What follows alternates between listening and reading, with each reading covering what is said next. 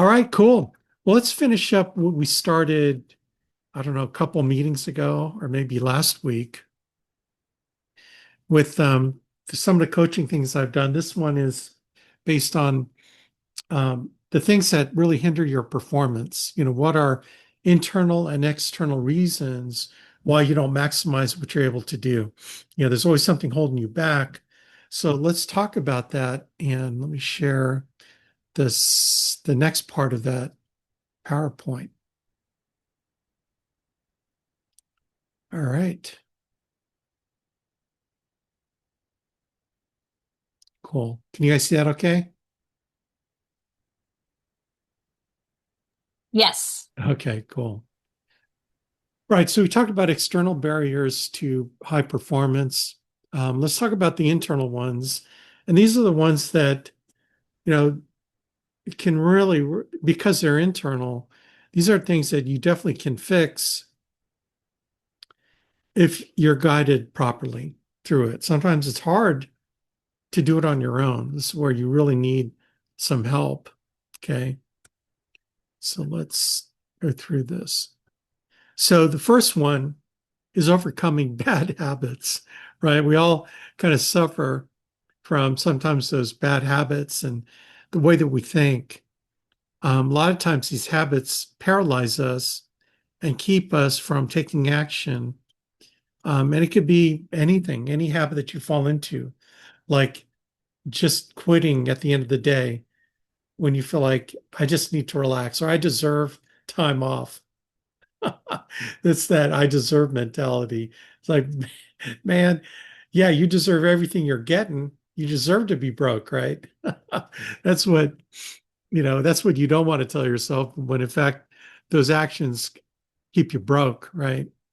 So habits, the impact of ill-formed habits get in the way of taking action. And these habits are, people suffer from drinking issues, drug issues.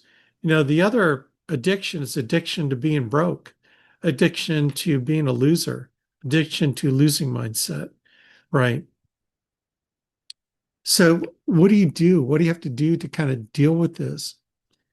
Number one is recognizing a bad habit that you have. And it could be like, for example, when you confront stress, you go into stress avoidance mode. Okay. Meaning like the stress and anxiety of dialing the phone. Response to that, number one, you got to admit that a habit, number one, you got to admit that you have a bad habit, right? And knowing that your habit can be changed, right? It says find ways to give reminders whenever the habit appears and reward success. So it could be a number of different things. One of the things where I know for myself, I have a reaction to certain things that I have a bad habit of losing my temper when something frustrates me that I can't do anything about. I'm totally out of control because I'm kind of a control freak. And so what I've had to do is I've had to recognize when my temper trigger is activated, and then I just have to take a deep breath. Just takes me 10 seconds. And then I am not going to yell at this person. I'm not, because it's not their fault, right? And so that habit of losing my temper has been tempered in many ways because I've practiced, number one, understand the trigger and then adjusting my response to respond differently. And it took a while to change that habit, but I ended up changing it, you know. Here's one. This is a little more, I don't know, this is more personal. I don't know what it is. But whenever, for example, now this is relevant. So, sometimes when I see a pretty woman that's dressed scantily, and there's a lot of them out there, especially with the stuff that people wear today, that they don't really give you any imagination. Nothing's left to the imagination. And and so what I do automatically is I avert my eyes. I look elsewhere. I don't look at that person, I take my eyes elsewhere. I don't revel in the whatever lust of, I don't let it set in my heart because I know when you let that seed get planted, the enemy likes to plant that seed, then it grows into worse things, right? You let that seed get planted, man, you're going down a bad road. So I don't let the seed get planted. So I've learned to avert my eyes, right? And then it sounds hokey, okay? But it's I love you, Jesus. I love you, Jenny. And it works for me. Like I don't have those kind of thoughts because I automatically know what to do when a trigger happens. So habits can totally be controlled and changed if you're willing to do that. What's another habit? When you feel depressed or sad or things don't go your way, you feel like eating some ice cream. Okay. Well, actually, here's mine. Okay. Personally, when I pass a Dairy Queen, it's everything I could do to not go into the drive-thru and get a peanut butter parfait because I love peanut butter parfaits. And I'm just like clinging to the steering wheel, trying to go straight because I know where all the Dairy Queens are in Dayton. So I'm just going to drive straight. I'm not going to turn my wheel into the drive-thru. Again, recognizing the trigger. But if you have that trigger of being depressed and then you go eat, it's like, okay, number one, recognize what depression or whatever the sad thought is that triggers you and divert your mind somewhere else. Like do something that will help you get your mind off it and moving in a different direction. Maybe it's calling me, calling your upline, calling someone. Usually, when you call someone, you can get your mind off it. Okay. There are very specific things. So here's sort of the the idea. The idea is to make the decision before it happens. Like make the decision of what you're going to do when that trigger happens, because you know when that trigger happens and you know what you're going to do something different. And I promise you, you get practice at reacting differently to a trigger. Telling you what, man, it will increase your self-image. You will have total control of your life. You can do anything if you can learn how to deal with that, right? So habits, that's the first thing, an internal barrier that can keep you from becoming the best you can ever be, the best version of yourself. Fear and insecurity. Oh man, this one's a big one for all of us, right? The impact of fear and insecurity, it stops you from taking action, right? I threw a slide up in one of our coaching seminars about the 12 fears, right? And sometimes the worst fear is the one that you don't know why you're fearful. Like you don't know what has happened in your past that has caused you to fear something. And it could be something in your childhood that brings up this fear, right? There's ways that we can deal with it. I did it my weekend seminar. I did it was like a 3 hour seminar. Yeah, it was like actually 3.5 hours. We did a webinar um, that was pretty significant. It was very impactful for the people that attended it. And it's really kind of took people through this whole idea of understanding your fears and ways to get through it. But the first part of fear is identifying it. The second one is identifying where does this fear come from? And then the third thing is understanding that fear is a veil, right? So there's ways that we can help you work through that and understand that. So what's your response to fear? A number of different things. We recommend prayer. Okay. Read Philippians. Actually, that's what this is.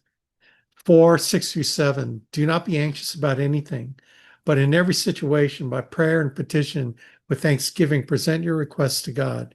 And the peace of God, which transcends all understanding, will guard your hearts and your minds in Christ Jesus. I have to tell you that it's so true for me that my surrender to God's will in my life has taken away all fear, taken away all fear. Now, doesn't mean that I don't feel something for my children and what they're going through or whatever, but my trigger. So when that thing happens, my trigger response is, "It's in your hands, Lord. It's in your hands. I surrender to your will. Whatever your will here is, may it be." Right. And that's another trigger. Like, for example, when I'm late to something or I forget something, I have to go back and get it. When I get hosed up in my schedule because I forgot something, normally I get really upset. I go back and I pick up whatever, and it's like, and I try to race there. I don't do that anymore. I don't do that anymore because I look at every hindrance in my progress of doing something or getting something as God's will for me, that there's a reason why he wants me to slow down. There's a reason why I'm not supposed to get there when I thought I was supposed to get there. He diverted my attention so I can, you know, for all I know, I could have gotten into a head-on collision with a drunk driver, but because he made me wait and hesitate or forget something, go back and get it, and I've avoided the accident. Do you see how when you start thinking like that, then I don't lose my temper anymore, right? Um, this is talking openly to a friend, like call someone. When you're feeling some kind of fear and insecurity, call and get some encouragement from someone who can give you energy, right? We talked last time about energy givers. Talk to that energy giver. Call me. Call someone that can encourage you, that can help you talk through it, right? I'm a coach. Okay. I'm going through coaching certification. I can ask you questions to help you work through what's already inside you so you can move on to a solution that will work for you, right? Um, Challenge defeating self-talk. This is a huge one. This one, you really need a coach to help you understand what are you saying to yourself. Like, for example, after I did my Leventovich call, one of the big income earners who's building a team, let me see if I can find it. So we were texting each other. He wants to coach with me. I said, "Hey, man, just schedule a time." And then he goes, "Rough day of interviews today. Only 2 of 7 picked up." And then he says, "I'm terrible with warm market recruiting. You know me, Alex, change scares me." Okay. This is a guy who's making a lot of money with us, right? He's just starting to really recruit. He's got someone who's kicking butt. He's an agency manager too. And so I texted him back, and he's already booked an appointment with me. I said, "Quit saying I used the S word like that. It will manifest." And then he says, "Exactly what Andy told me. I'm working on it, getting my mind right." Yeah, it's nice to know that I confirm what Andy Albright's telling him. And then I texted him back, "I'm awesome at warm market recruiting, and I love and embrace change. If I don't change, I will always have the same life." Right. So I spoke to him how he should be speaking to himself. That's a simple way of doing it. And, if you want to coach me, I can help you with that. Build a positive attitude. The only way you can build a positive attitude is getting around positive people, right? Getting around people that give you energy, encourage you. Take small steps and notice what happens. Look, change, everyone tries to make a big sweeping change in your life, and it doesn't happen that way. Change comes in incremental steps, and every increment improves who you were yesterday. And tomorrow you're going to improve who you are today. It's compounding. It's the compounding element of small changes that ends up being a huge change in the future. People underestimate what they can accomplish in the long run, but they overestimate what they can accomplish in the short run, right? Pablo knows where I stole that quote from, John Maxwell. Okay. People overestimate what they can do in the short run, but underestimate what they can do in the long run, right? Stop it. Stop imagining worst case possibilities. Do you know that 90% of the things we worry about don't happen? And the problem is when you focus on the things that you worry about, you'll end up getting those things that you worry about too. So, anyway, so those are just some things. You have to recognize the fear and then work with me, work with your growing up line on what you need to do to confront that and to get through it. There are a lot of different techniques, NLP techniques that I can help you with, anchoring techniques. I can help you with self-talk techniques, etc. Let's go to the next one. Negative mindset. Okay, I just read you a text from a guy who has mega negative mindset. And he swings, man. He swings from wanting to, so fired up, he wants to run through the streets naked, all the way to wants to jump off a bridge. I'm just trying to keep him in the center. Okay. But negative mindset, you guys know how it impacts you. It convinces you that whatever you're trying to do can't be done. You already put yourself in a situation of a no-win situation, right? Because whether you know it or not, whatever you say is true. If it can't be done, it can't. But if it can be done, it will be done. Okay. You can do it, but you can do whatever you say you're going to do. You've already convinced yourself that it can't be done, then it's not going to get done. Right. That's a whole mindset program. How do you respond to it? You challenge the harmful self-talk and replace negative beliefs with positive ones. I know. Sounds simple. It ain't simple, gang. Your ability to handle the negative will determine how much money you make. If you can handle more negative and know how to deal with that, the more money you're going to make. It's so true. So we can help you, if the system can help you, if our conferences and events and Zoom calls and direct coaching can help you overcome negative beliefs, you will have the life that you've always wanted. You will. It's happened for me. Okay. I can help you walk down that road. No commitment or ownership. This one's a tough one. This is where you don't own the results of your thinking and of your actions, the negative results of your negative actions, right? And you don't own that, and which also means that you're not committed to get better. So when you're this way, your motivation drops, your goals are forgotten or abandoned, and there is no lasting movement forward. Now, come on. You and I know, I've been through it. You come back from an event, you're all fired up, jacked up. You're going to change the world. You're going to change your life. And then by the Wednesday, after you got back Sunday, you're beaten up and you're back into the same place you were before you went. Your motivation drops. Goals are forgotten and abandoned. There's no lasting movement forward because you didn't really own the change that you desired, right? There's no commitment to making that change permanent in what you do, in the actions you take, right? So there's a mindset to overcome there, right? We can help you do that. Your response, rework your plans to achieve more ownership, right? There's a way to think about what you're doing. Number one is to realize the reason why you are where you are is because of what you've done, the way that you think, and the people you hang around. Take responsibility for where you are today.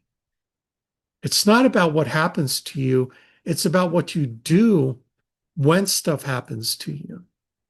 And so if you take total ownership of how broke you are, how busted you are, how you are just not thinking right about things, how you're not where you need to be in your life, take ownership of that, take responsibility, but let's draw a line and let's step over that line and move forward to a different life. And all you have to do is work individually with someone to guide you with what you need to do next.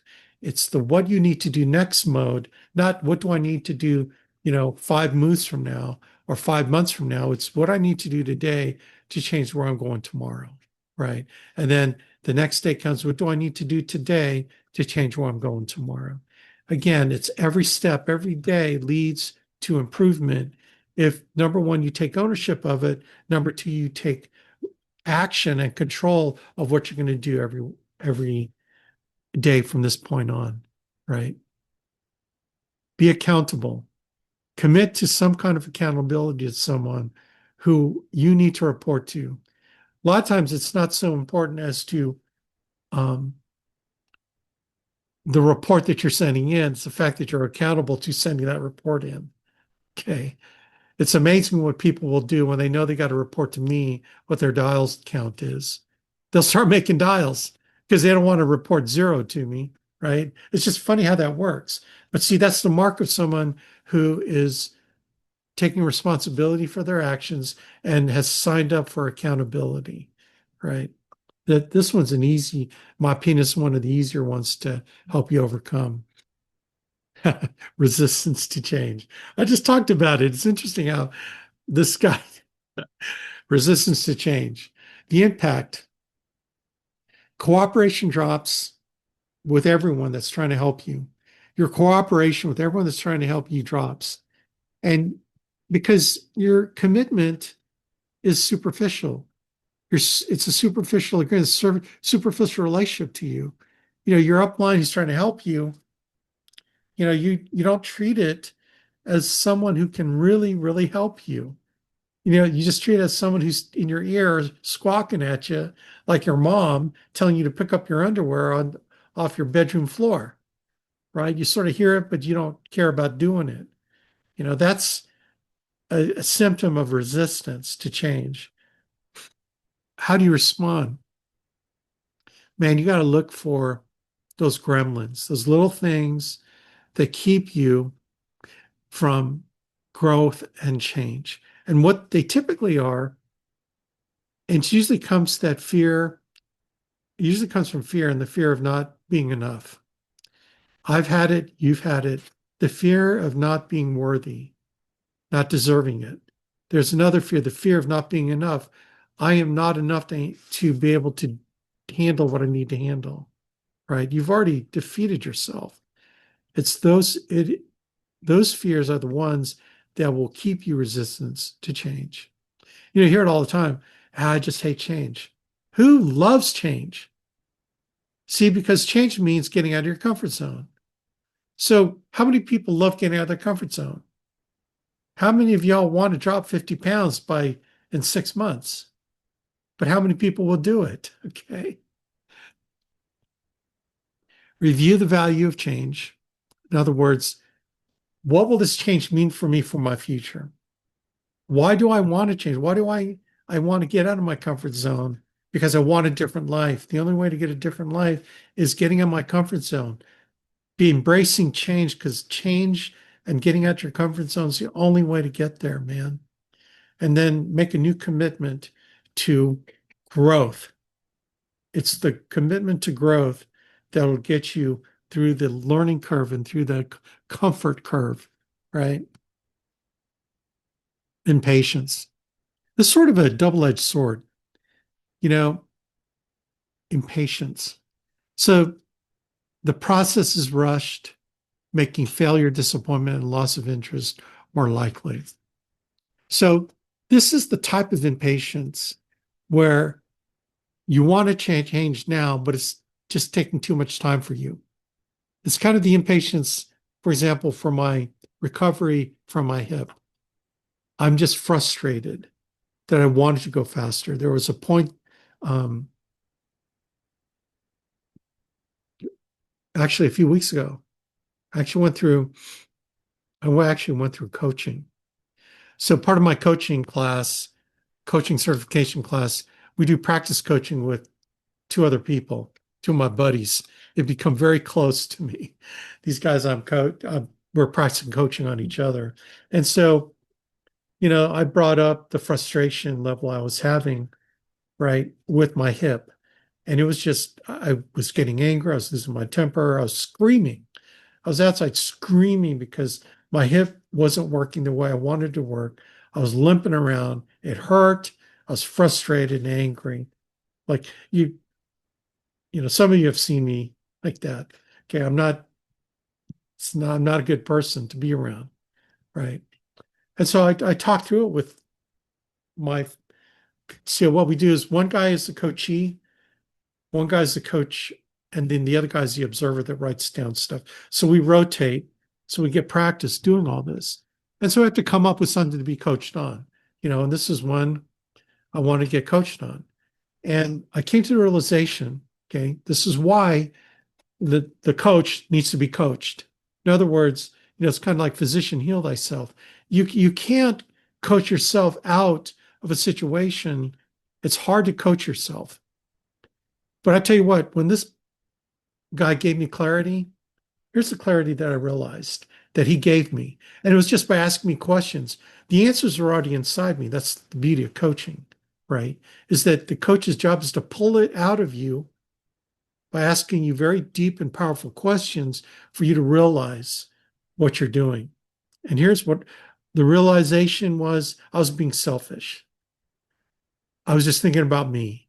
This whole thing, and I don't like being selfish. I don't like, you know, but when I was getting frustrated at my hip hurting, not being, you know, able to do stuff right away, taking it a long time, I was just impatient with the process. It put me in a bad place.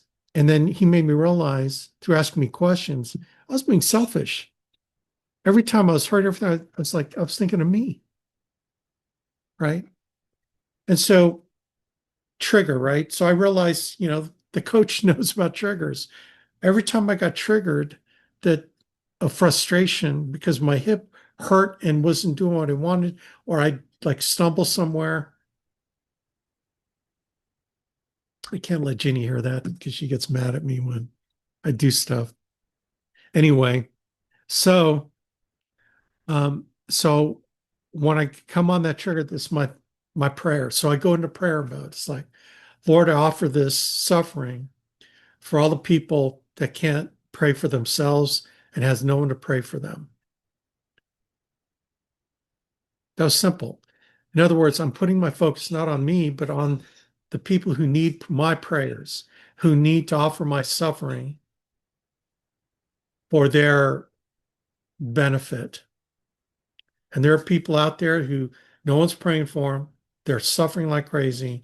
And so every time I have that trigger, I offer it for them. It's my prayer for them. And so my suffering means something. It means that I'm offering up for the Lord to use that to help someone else. So now when it happens, I'm joyful in my suffering. Do you see how that works? Do you realize that someone coaching me to get out of looking at myself and the frustration to think about others when I have that trigger? Man, it's just like this. Snap the finger, boom. For all those who have no one to pray for them, who need prayer, Lord, this is for them. Tell you what, man. And lo and behold, my hip's feeling better. Okay. I don't know. I don't know what's up with that. Anyway, so understand how powerful it is when you get through the impatience, right? And you commit to, it's like don't pray for patience, okay? Right? But start being patient with yourself and start these little trigger things to adjust these frustrations to something positive. And I promise you, it'll work like magic, man. But there's no such thing as magic. It's just Holy Spirit, right? Boredom. This one's a tough one. Loss of interest and motivation. That's the impact. And some people call this burnout too. My definition of burnout is you forgot why you're doing what you're supposed to be doing. Simple. If you're feeling burnt out, you forgot why you're doing it. You forgot why you're working so hard to achieve something. You just totally forgot why. Boredom is similar. Loss of interest and motivation means you forgot why you're doing this. You forgot your purpose. You forgot your vision for yourself, right? Your response is to clarify, reclarify focus, reclarify the vision, right? That's really the deal. Look, dialing the phone's boring as heck. But when I got started, and it's frustrating, I put a picture of my children in their pajamas where I was at my desk dialing the phone. And I would look at them and then boom, that was my trigger. Look at a picture of my kids. I love dialing. I just kept dialing. You don't have to like it. Does a marathon runner love running? It hurts. It's painful. They love it when it's done. They achieve something. So that's boredom. Change goals. This one to me is, this is one I question. Like, did the goals change or did you change? Right? I mean, you could change goals. That's fine. So the impact of this internal thing that get in the way is the realization that the initial goals or vision no longer fits. So it causes a loss of motivation, right? Maybe it has changed. Maybe something in your personal situation has changed. So now your vision has to change, right? I don't know what it is. Maybe you get a divorce. You no longer have, quote unquote, the family that you thought you were going to have down the road. All of a sudden, you're imagining a vision that doesn't include that person anymore, right? And it could be quite devastating. Okay. You have to revisit why you need to be doing what you're doing. You got to revisit what got you excited before. Why were you passionate before? And this is where you have to revisit everything, your vision, your mission, your strengths, your strategies, and redefine your goals so it's something that you can commit to, right? Usually change goals happen because situation changes. That typically is not in your control. Okay. Anyway, this one to me is one of the most impactful ones.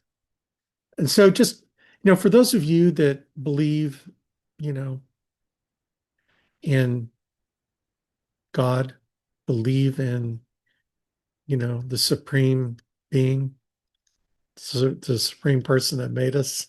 Okay. He was here before all of us. Run with me on this. For those that don't, just, no judgment. Okay. This one's a tough one because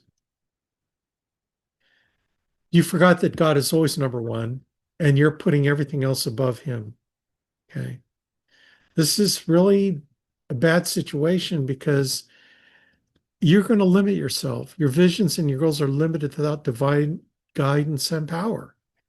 When you don't empower yourself with him and his will, then you're never going to achieve everything that you were supposed to be in this world, right? So, how do you take care of this? Number one is the realization that he needs to be number one in your life. And it's not incompatible with who you are and what you are about because he made you with a purpose and a mission. It's discovering what that is that will light you up, man, like a Roman candle. It will light you up. And so the biggest way to do this, and this is the way I do it, is to be in constant prayer. Ask God to direct every step on your path for you to realize where he wants you to go.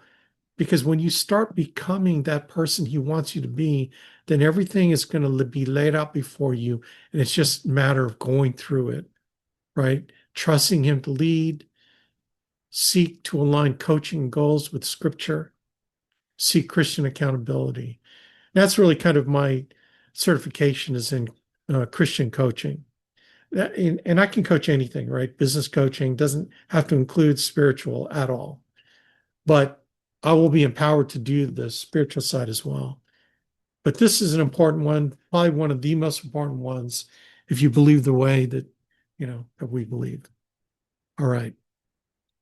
So the categories of internal obstacles, there are four of them. When you kind of group them, habits, fear, mindset, and identity. Okay, I'm not going to, we explain them, but when you look at categorizing these last obstacles, internal obstacles, they can really be categorized into these four sections. And there's ways to handle every single one of these. That's the beauty of this, and that's the power of it. Once you identify the things that are holding you back in one of these four categories, I have a way to help you get through it, to move past it. Little techniques, some really cool techniques, by the way, that are self-discovery techniques that we can open up the answers that are already inside you. You just need someone to clear away the junk so you can think clearly and get clarity on what you need to do, not what I tell you to do, but what you need to do. And the things I recommend are things that help you gain clarity. They'll help wipe away the noise so that you see clearly what it is you ought to be doing. And that answer comes from you, not from me.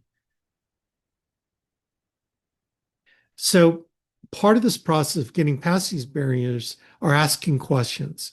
So as an example, you're coaching with me, we'd be discovering the answers inside you by asking some questions. Like, for example, when are these barriers most likely to appear? Like, in other words, what triggers these? I've been talking about triggers this whole time. You know, it's auditing how it makes you feel, what negative emotions emerge when that thing happens. What is that thing that happens? Okay, I put the slide together a long time ago, but now I'm talking through it already. What triggers their emergence? How might you be sabotaging yourself so progress stalls? Man, sometimes our self-image will hold us back. Our low self-image will hold us back from doing something awesome. So check it. When you do something great, way beyond what you thought you could do, sometimes that self-sabotage mode kicks in where you don't continue that great progress because you're sabotaging yourself because you don't feel like you deserve it. You feel like you are lucky. You feel like you're not worthy, right? And so you sabotage yourself. So this is why this question is important. What might be done to stop this? This is where we can pull this out of you. How do you stop it? What has worked in the past when similar situations arose? So you've got internal resources already to help you deal with something similar in the past. The metaphor, right, that you can bring up now to deal with what you're dealing now. And sometimes it's just uncovering that by asking questions. What did not work and how does that relate to the present? So all the ways that you bang your head against the wall, why won't that work now in this situation? Right? Again, it's clarifying what those things are that hold you back. Other questions. What additional information might be valuable and how might one get this? So it's like, what are the things you need to know and understand that you don't know? And then where can we go to get that information for you to make a powerful decision to move forward? What are the resources and who are the people that who might be able to get help from? What are the ways to move forward, even though money or time is limited? There are ways, man. There's ways to be resourceful, even though you may not have time or the money. We can help you be creative, right? By asking you more questions. What things might need to be accepted because they cannot change? Look, you got a parent that had to move in your house. Okay, that's not changing until it's time for them to see the Lord. You have to live with your situation. So the question is, accept it. Now let's figure out how we can help you move forward, even though you're in a situation that you can't change. Not the best situation in the world, but you know what? We can help you deal with it. We can help you find ways, creative ways to move forward. How can you work with these realities? I just said that. Dealing with obstacles. See, it can be threatening because you don't know what to expect. And that's always the thing, worrying about, I don't know what to expect when this is happening. That's all right. The thing is to be prepared with how to handle whatever happens. And if you know that you got people to talk to that can help you through anything, any situation, by asking you the tough questions so you can figure it out, that's where we are. See, the problem is it's threatening because you don't understand it. See, what we can do is help you understand it. Once you understand it, put a name on it, identify it, then we can deal with it, right? It's the not knowing, it's the noise that makes this looming thing huge. Okay. We just break it down to all its parts. You're going to find out these are just little small things that you can deal with and take care of without having to, you know, break out and go on Prozac or whatever. Acknowledge the resistance and take time to understand it. Yeah, I just said that, right? I don't even need his PowerPoint anymore.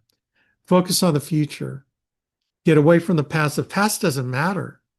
What matters is what you do today to make your future better, right? You have to have hope. You have to put goals out there that you can achieve. And you got to have and figure out your purpose, right? With the whole emphasis on growth mindset. If you can look forward instead of looking in the rearview mirror, man, everything will be laid out before you because you have such an awesome future to achieve.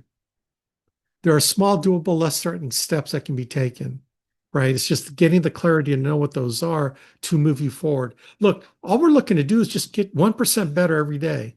If we can get you 1% better every day, taking the right steps, man, could that compounding effect will take you anywhere you want to go. Coaching can help you navigate these obstacles. It's hard to do it by yourself. Like, I mean, even me, I needed someone to help me past my selfish thinking. I love this one. If two people are in a boat and one stops rowing, you both go in circles. The only reason why one stops rowing is because you don't enlist the help of a coach. You don't have someone helping you gain clarity, and that's why you're going in a circle. And I'm in their boat with you, okay? Because my objective, right, is to help you move beyond the things that are holding you back so you can be the best version of yourself. Oh, by the way, when your life is rocking, guess what? You're probably producing a lot more insurance. You're helping more families. You're feeling good about where you are and what you're doing, right? All right. So that's it. All right, gang. Um, this is went way longer than I wanted to, but I'll send out both videos and then the exercise things on identifying the energy stealers in your life. But I hope this helped. I want you to really think through this. We've got the holidays, right? To think about how you want to change your mindset in the future, and if you want my help, like, man, I'm here to help you. Okay, I'm not just here to just sit on my butt. Okay. I'm here to help. I can't encourage you enough. And some of you that have coached with me before, you're going to see some real powerful changes in the way that I help you, because I'm experiencing it myself and I'm going through it. And I think it really help you um, figure yourself out. And not just, certainly I'm coaching insurance sales and insurance stuff too. Okay. That's part of it, but it's not the only part. Okay. If you come up with me and says, like, Alex, I'm just having trouble trying to figure out my priorities. Okay, we got exercise for that. Let's talk through that. Right. Alex, I'm having a problem, with I can't fit my prayer life in. I can help you with that too. Okay. Alex, I'm just feeling frustrated. I don't know why. And I can help you with that too. Okay. Look, it's not that I know everything. It's just that I know how to maybe pull out the answers that are already inside you. So, and then if we need to find answers outside of you, we can clarify that and help you get those answers. So, man, rock on, everybody. God bless.